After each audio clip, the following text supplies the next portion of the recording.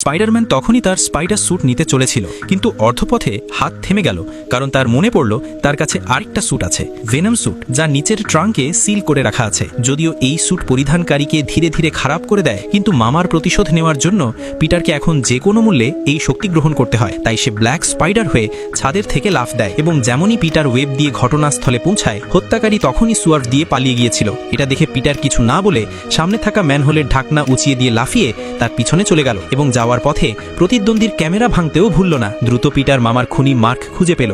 যখন সে জানতে পারল মার্কের উদ্দেশ্য ছিল নিজেই পিটারকে হত্যা করা, তখন দুজন কিছু না বলে লড়াই শুরু করলো। পিটার ওয়েব ছুঁড়ে মেরে দিল এবং একটি শক্তিশালী কিকে মার্ককে ফেলে দিল। সে নিচের রেল পথে জোরে পড়ে গেল। স্পাইডারম্যান বিজয়ের সুযোগ নিতে চাইল, কিন্তু ঠিক তখনই সামনে থেকে একটি হাতুড়ির আঘাত তাকে ফেলে দেয়। ভাগ্যক্রমে সে চটপটে ছিল, না হলে ট্রেনের নিচে চলে যেত। এরপর সে মার্ককে ধরে ট্রেনের উপর ছুঁড়ে দিল। হত্যাকারীর অর্ধেক মাথা লোহা দিয়ে ছিঁড়ে গেল, কিন্তু যখন সে মাটিতে পড়ে থাকা বালির সাথে ছুঁয়েছিল, তখন তার ভাঙা শরীর আবার ঠিক হয়ে যায় এবং শক্তি আরও বেড়ে যায়। সে পিটারকে ঝটকায় দূরে ছুঁড়ে দেয় এবং আবার একটি মুষ্টি মারল। এরপর দুজন আবার লড়াই শুরু করলো, কিন্তু এই বাগ লেভেল শক্তিশালী হত্যাকারীরও একটি দুর্বলতা ছিল। পিটার তাকে নিচের ভর্তি পানির মধ্যে ঠেলে দিল এবং তারপর তার শরীর ধীরে ধীরে গলে যেতে লাগলো।